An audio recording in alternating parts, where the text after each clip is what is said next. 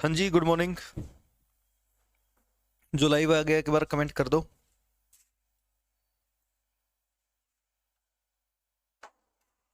फटाफट।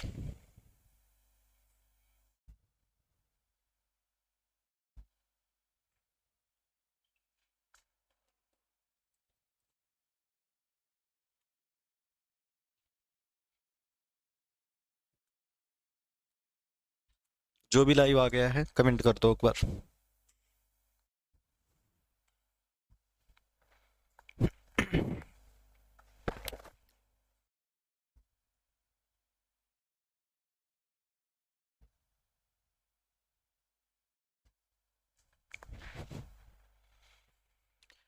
ओके जी। तो कल हमने गुप्त काल पढ़ लिया था। आज हम आगे चलते हैं गुप्त काल के बाद। देखिए जी, गुप्त काल के बाद छठी शताब्दी में ही छठी शताब्दी में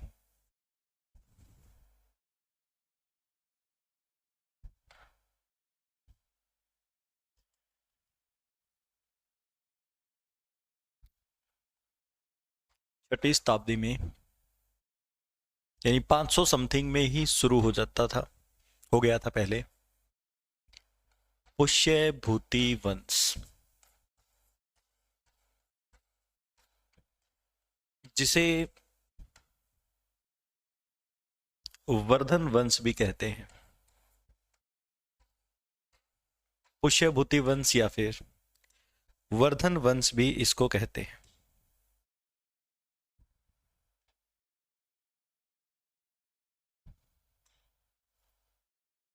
पुष्यभूति वंश या फिर वर्धन वंश, जो कि 647 एडी तक चलेगा। 647 एडी तक चलेगा जी पुष्यभूति वंश। 500 समथिंग में शुरू हुआ। ठीक है। इस वंश की स्थापना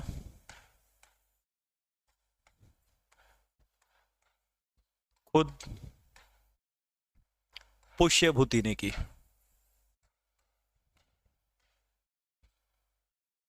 पुष्यभूति ने की थी इस वंश की स्थापना, जिसने अपनी राजधानी बनाया था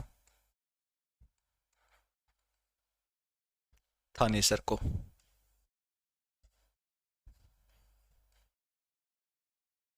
पुष्यभूति ने इसकी स्थापना की और राजधानी थी थानेसर। इस वंश का प्रमुख शासक आया, वैसे बीच में बहुत सारे राजा बने। प्रमुख शासक जो आया वो था प्रभाकर वर्धन।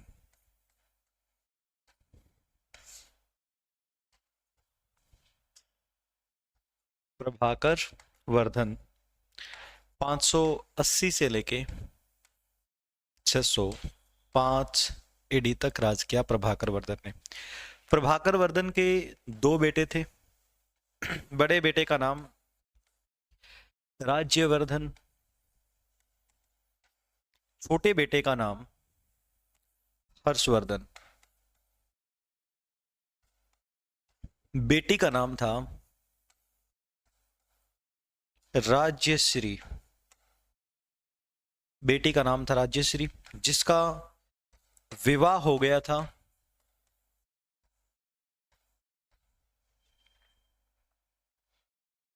ग्रहवर्मन के साथ। ग्रहवर्मन जो कि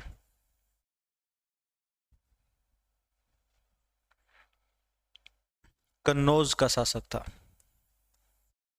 कन्नौज के मोखरी वंश का राजा था। कन्नौज में मोखरी वंश चल रहा था, वहां का राजा था ग्रहवर्मन। उसके साथ इसका विवाह हुआ था। प्रभाकर वर्धन ने भी अपनी राजधानी जो है वो थानेसर को ही रखा था, कैपिटल। प्रभाकर वर्धन के समय में हुणों के आक्रमण शुरू हो गए। ये मैं इस दिशा में इसलिए लिख रहा हूं क्योंकि हुण जो है वो उत्तर पश्चिम से आए थे। हुणों ने जब आक्रमण शुरू किए। सर क्लास आज ही शुरू हुई है क्या सर? नहीं जी। हुणों के आक्रमण शुरू हो गए, तो हुणों के आक्रमण में दोनों बेटों को भेज देता है प्रभाकर वर्धन। दोनों बच्चे जब उनको रोकने गए थे तब प्रभाकर वर्धन की पीछे से मृत्यु हो गई। अब ऐसे में गद्दी संभालनी पड़ी राज्यवर्धन को। अगला राजा बनेगा राज्यवर्धन। अब हम पढ़ेंगे इसको, एक बार यहां तक नोट कर लीजिए आप लोग। अब हम राज्यवर्धन को पढ़ेंगे।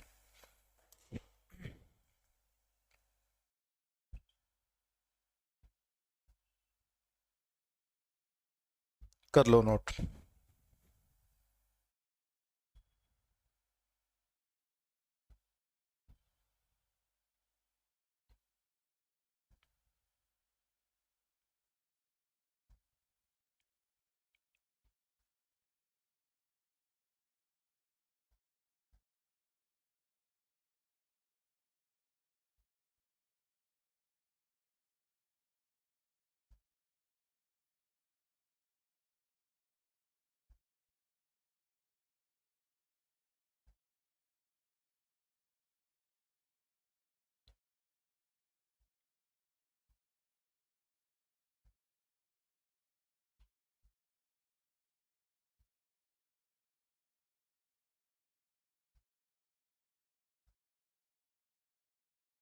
क्लियर?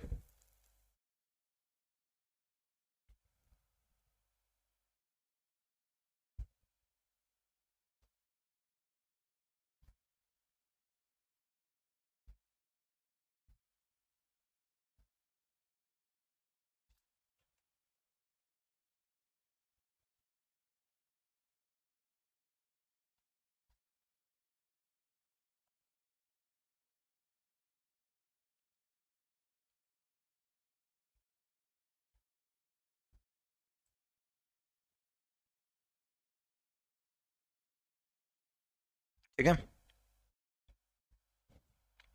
Very good morning. चलें आगे।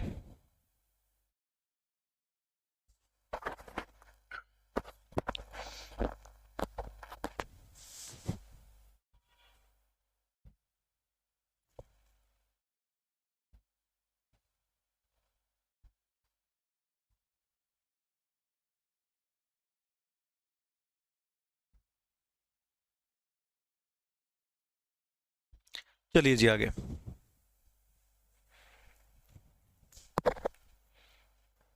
उसके बाद देखिए अगला जो शासक बनता है वो है राज्यवर्धन।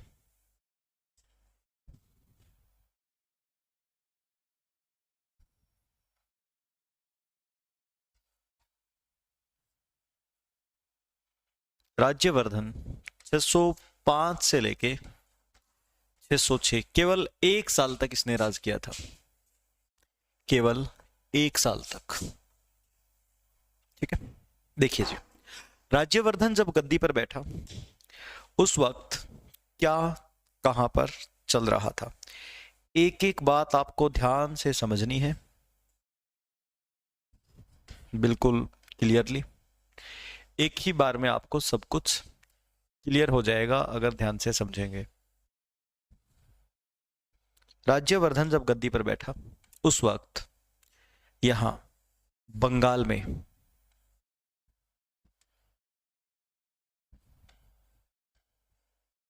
एक राजा था,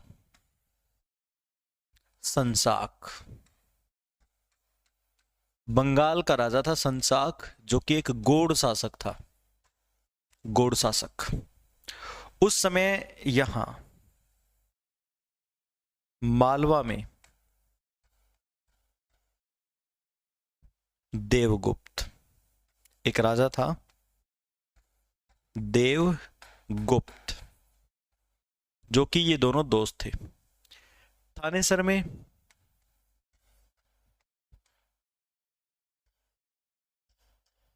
राज्यवर्धन, इधर बच गया कन्नौज।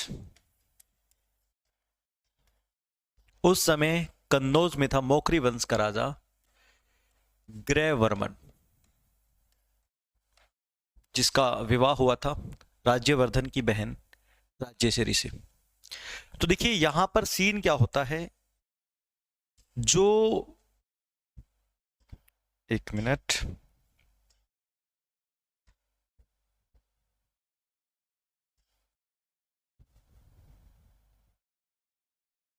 ये क्या हो गया?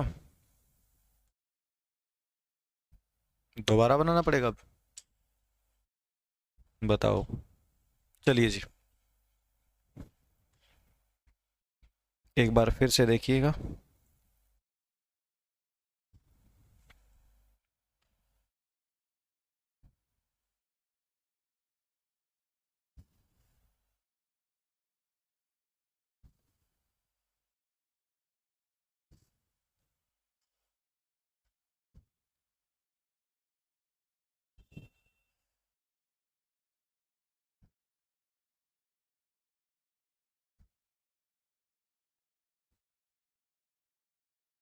यहां पर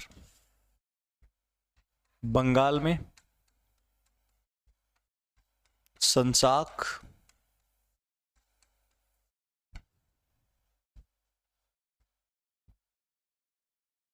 कन्नौज में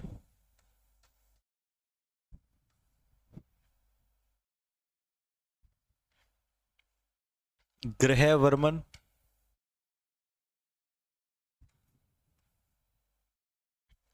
इसके अलावा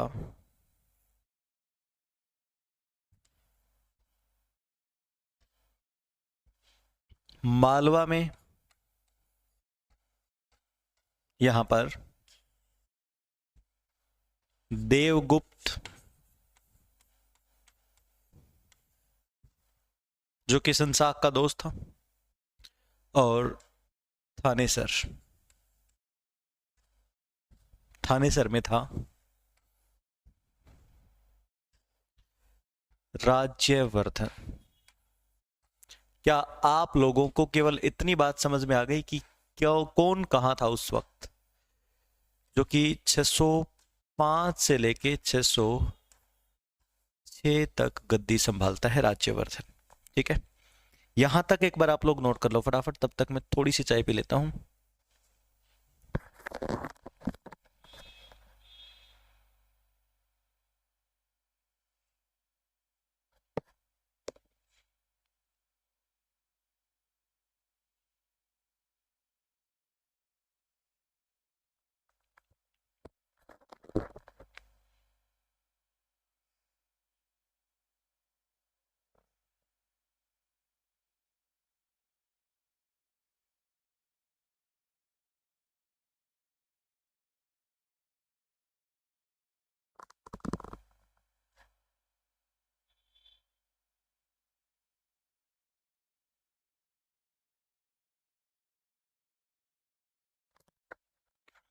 सेम इसी तरीके से मैप बना रहे हो ना आप लोग? कौन कौन बना रहा है मैप?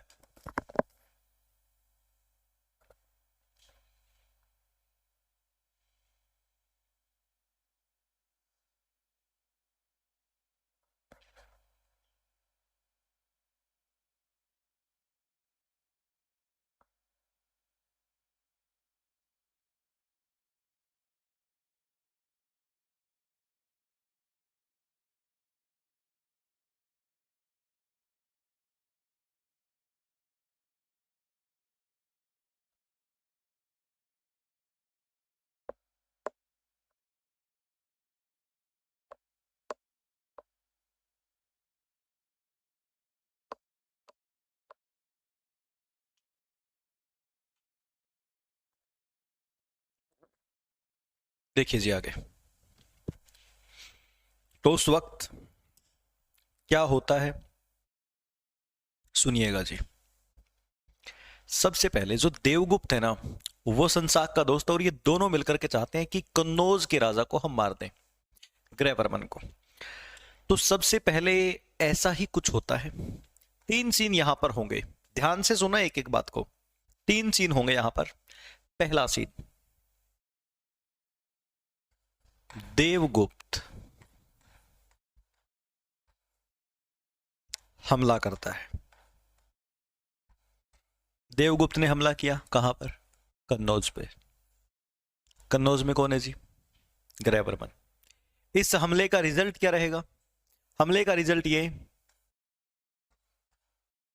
ग्रहवर्मन की हत्या कर दी गई। देवगुप्त ने ग्रहवर्मन की हत्या करके और कन्नौज पे कब्जा कर लिया, यह है देवगुप्त। ठीक है, राज्यश्री को कैद कर लिया। राज्यश्री कौन थी? राज्यवर्धन की बहन। अब ये बंदा कन्नौज में जाके बैठा है। पहला सीन तो ये हो गया। अब सुनिए जी आप लोग, दूसरा सीन क्या है। दूसरा सीन ये कहता है, राज्यवर्धन बदला लेने जाएगा ना थानेसर से, बिल्कुल जाएगा जी। अब राज्यवर्धन हमला करता है, किसके ऊपर? ग्रहवर्मन के ऊपर, और इसकी हत्या कर देता है। ग्रहवर्मन की हत्या कर देता है, राज्यश्री को रिहा कर लिया और अपनी बहन को छुड़वा करके यहीं बैठ गया। उसके बाद अगला scene, Rajyavardhan, sorry sorry sorry sorry sorry, मैंने ये गलत बोल दिया जी। इसकी तो हत्या हो गई, देवगुप्त की। राज्यवर्धन ने हमला किया और देवगुप्त की हत्या कर देता है। अपने जीजाजी का बदला ले लिया इसने। ठीक है, पूरी बात सुनना। उसके बाद संसाक, जो कि देवगुप्त का दोस्त था, वो आएगा बदला लेने। संसाक हमला करता है और राज्यवर्धन को मार देता है। अब सुनो मेरी बात। राज्यवर्धन ने जब गद्दी संभाली थी थानेसर में, तो राज्यवर्धन के सामने चुनौती थी कि इसके जीजाजी को मार दिया मालवा के राजा ने। ये गया और मालवा के राजा को मार दिया और अपनी बहन को छुड़वा करके वहीं गद्दी पे बैठ गया। तब जाकर के संसाक नरेश ने आकर के इसको मार दिया। यानी राज्यवर्धन सबसे पहले मरा कौन? ग्रहवर्मन। ग्रहवर्मन का बदला ले लिया देवगुप्त को मार के, देवगुप्त का बदला ले लिया राज्यवर्धन को मार के, बच गया संसाक। अब ऐसे में थानेसर की गद्दी पे 16 साल की उम्र में गद्दी पे बैठेगा। हाँ समझ गया। ऐसे में 16 वर्ष की उम्र में गद्दी पे बैठता है हर्षवर्धन, जिसके सामने इतनी चुनौतियां हैं। एक बार आप लोग यहां तक नोट कीजिएगा फटाफट, फिर हम पढ़ेंगे राजा हर्षवर्धन को। कीजिएगा फटाफट नोट यहां तक।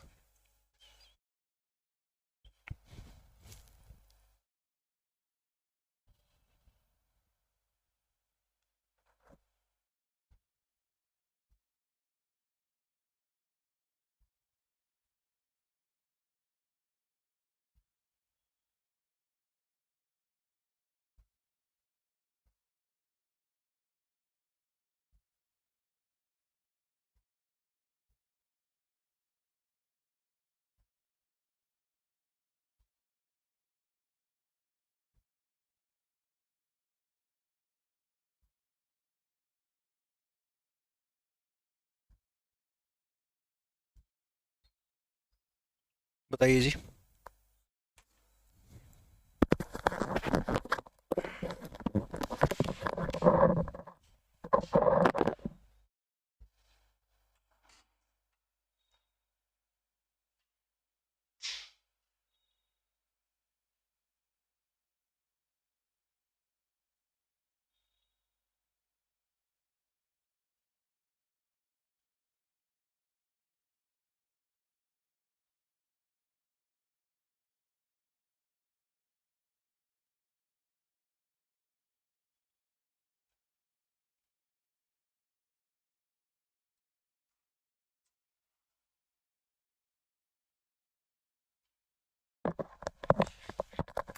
जी हर्षवर्धन नहीं मार पाता संसाक को। अभी हर्षवर्धन गद्दी पर बैठेगा।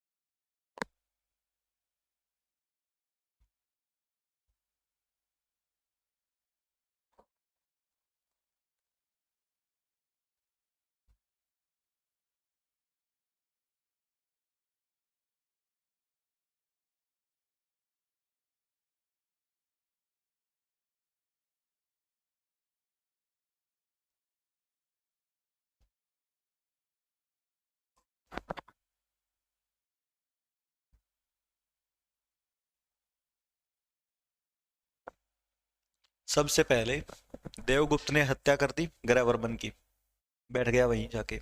राज्यवर्धन ने आके ग्रहवर्मन को मार दी, सॉरी देवगुप्त को मार दिया, बैठ गया ही। संसाक ने आकर के राज्यवर्धन को मार दिया। जी वेरी गुड मॉर्निंग। क्लियर है? चलिए अब आगे।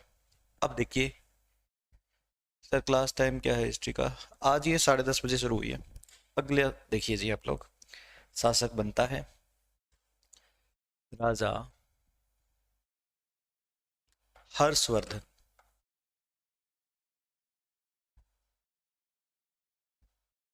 606 से लेके 647 तक गद्दी पे बैठता है हर्षवर्धन, जिसकी राजधानी होती है, इसका टू द पॉइंट चलेंगे हम फैक्ट पढ़ करके, थानेसर।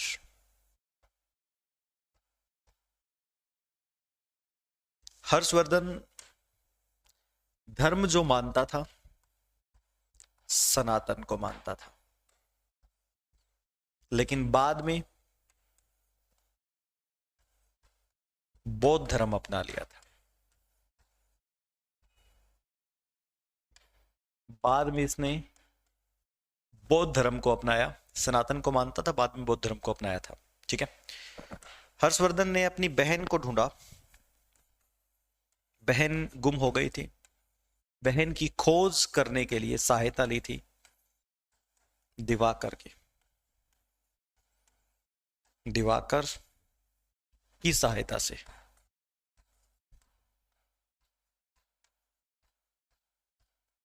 अपनी बहन को दिवाकर की सहायता से ढूंढ निकाला था। ठीक है, ये एक बौद्ध भिक्षु था, दिवाकर जो है एक बौद्ध भिक्षु था। हर्षवर्धन खुद एक अच्छा इतिहासकार। हर्षवर्धन ने 3 नाटकों की रचना की थी, नागानंद, रत्नावली, प्रियदर्शिका। ये 3 नाटक खुद हर्षवर्धन ने लिखे हैं। और हर्षवर्धन के समय की एक किताब है हर्षचरित, ये खुद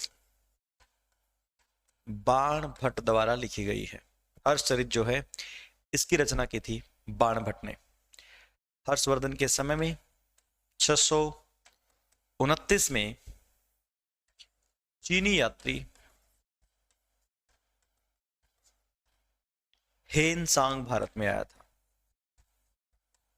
हेनसांग या हेनस्वांग, हेनसांग भारत आया था जी, जिसकी खुद की भी एक रचना है सी यू की। हेनसांग ने किताब लिखी थी सी यू की। ठीक है। हर्षवर्धन को नर्मदा के किनारे एक युद्ध हुआ था जी, नर्मदा का युद्ध। इस युद्ध में एक तरफ हर्षवर्धन, दूसरी तरफ चालुक्य राजा पुलकेशिन द्वितीय। पुलकेशिन द्वितीय ने हर्षवर्धन को बुरे तरीके से हराया था नर्मदा के किनारे, और फाइनली 647 में हर्षवर्धन की मृत्यु हो जाती है। हर्षवर्धन को देखो, सिर्फ आप to the point direct fact से याद रखेंगे। ये है राजा हर्षवर्धन की सारी बातें। पेपर में जो आती है चीजें, HSSC हो SSC हो, सब में सेम आएगी। हरियाणा हिस्ट्री में भी ये सेम ही रहेगा।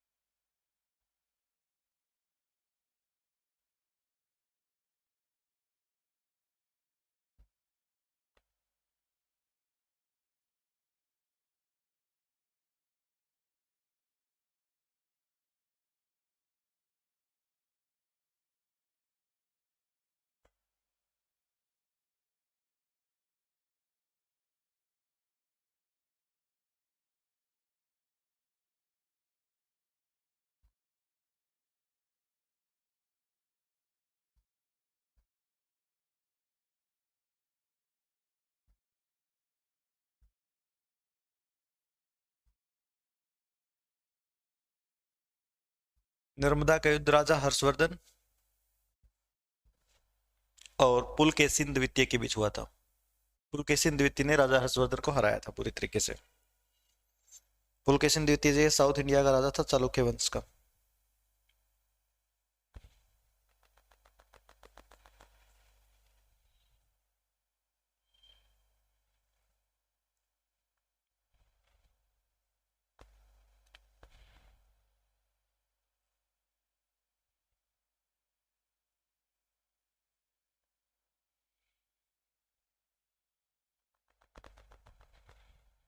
बताओ जी।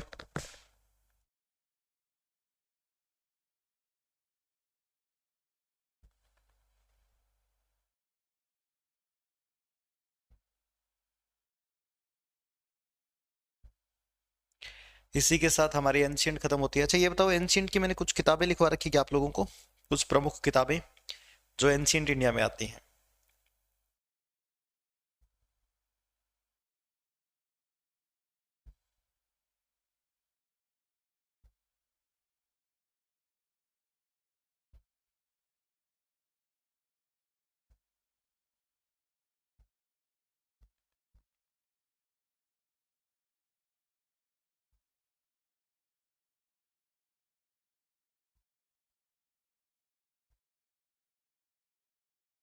नर्मदा के नीचे दक्षिण भारत का राजा।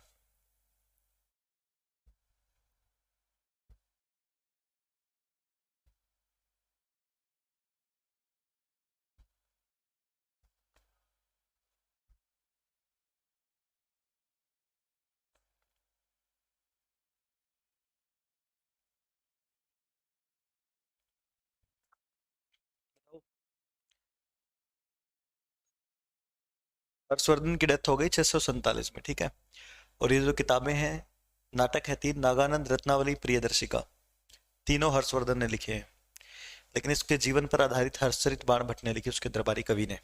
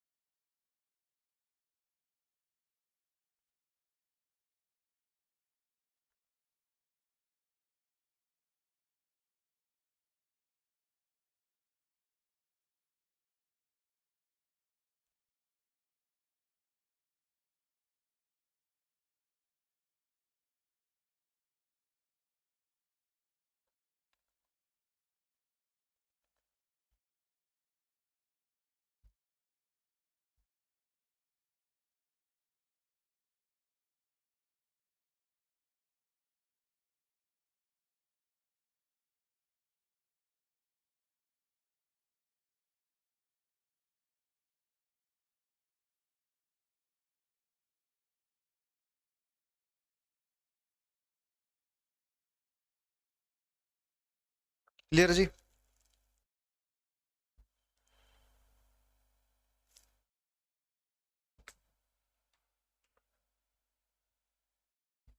संस्कृत, संस्कृत में लिखी हुई है। चलिए अब देखिए कुछ किताबें हैं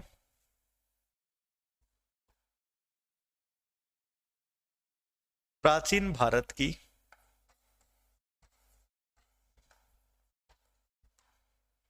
प्रमुख किताबें।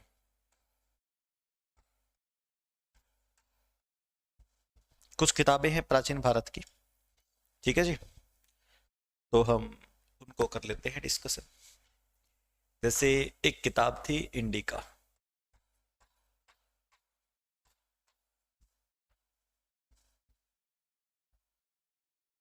हर्षचरित, ये तो अभी लिखी है मैंने। अर्थशास्त्र, चरक संहिता,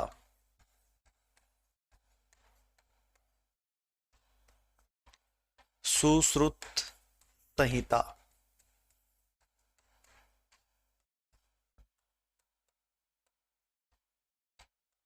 लीलावती,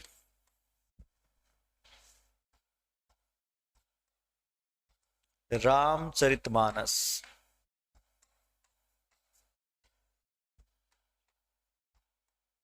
रामायण, महाभारत,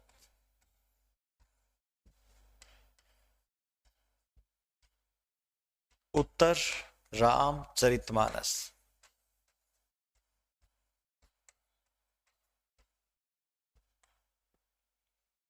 इसके अलावा तीनों ये नाटक हो गए। नागानंद, रत्नावली, प्रियदर्शिका,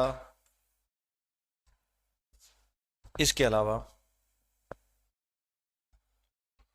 बृहत संहिता,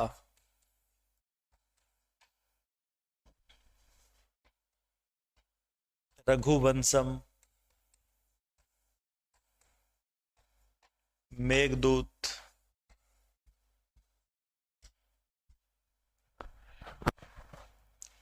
इसके अलावा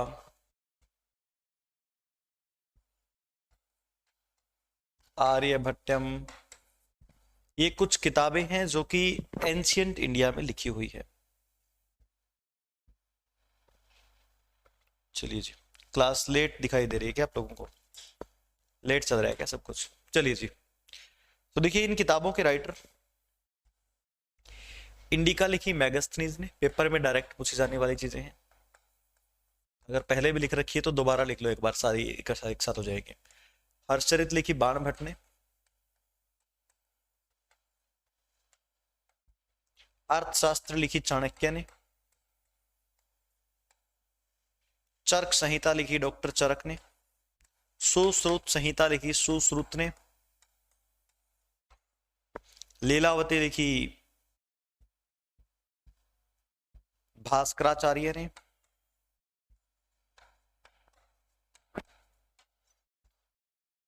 रामचरितमानस तुलसीदास।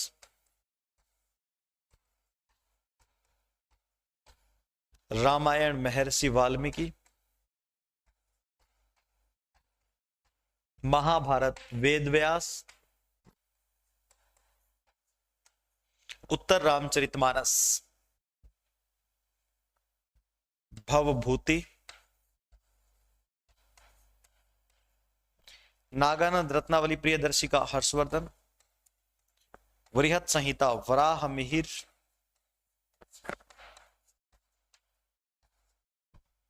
रघुवंशम मेघदूत दोनों ही कालिदास।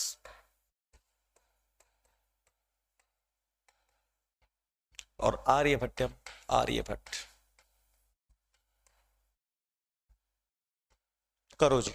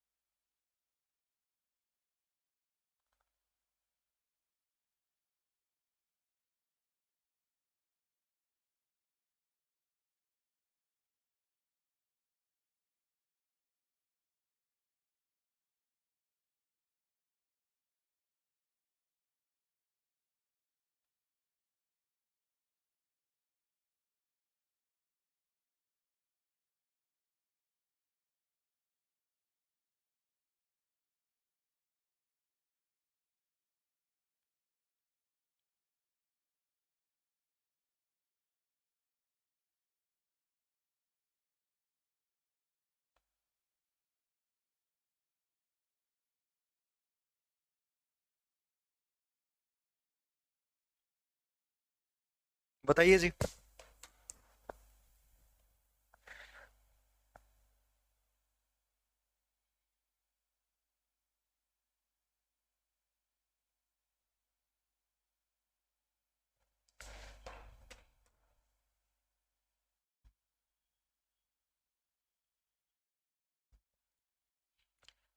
लास्ट में बृहत संहिता, वराह मिहिर।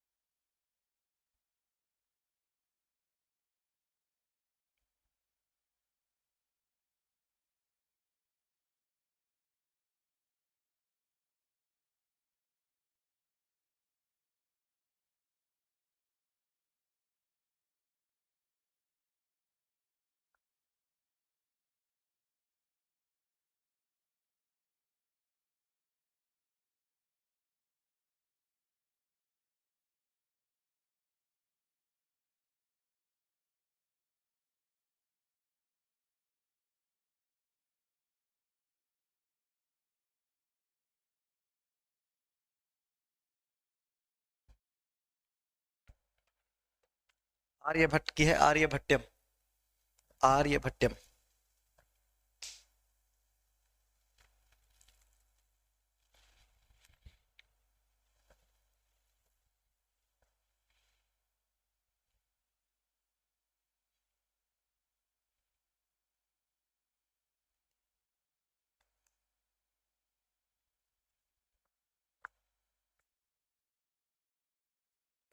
मेघदूत कालिदास। ये सारी पेपर में आने वाली चीजें हैं जी, देख लो आप।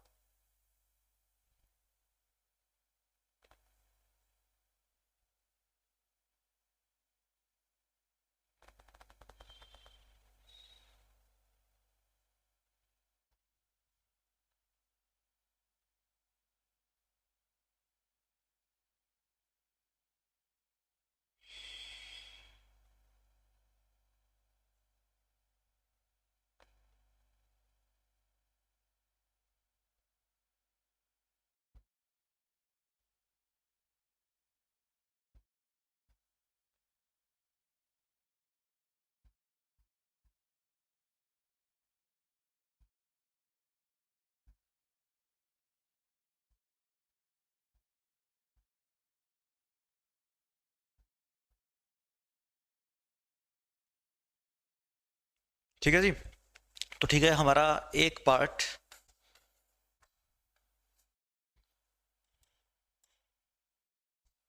एंशियंट समाप्त हुआ।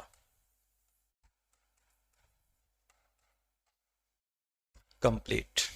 दूसरा पार्ट होगा हमारा मेडिवल, जिसमें मुसलमान आएंगे।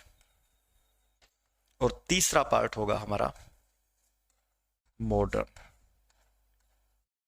इंडिया। ठीक है, पार्ट 1 हम कंप्लीट कर चुके। कल हम शुरू करेंगे पार्ट 2। कोई दिक्कत? कौटिल्य की ही तो है वो बुक, अर्थशास्त्र, चाणक्य कौटिल्य का ही नाम है। ठीक है जी, तो आज हम इतना ही करेंगे। अगले लेक्चर में देखेंगे हम पार्ट 2, भाग 2, मध्यकालीन भारत, मुसलमानों का दौर। ठीक है, तो चलिए फिर मिलते हैं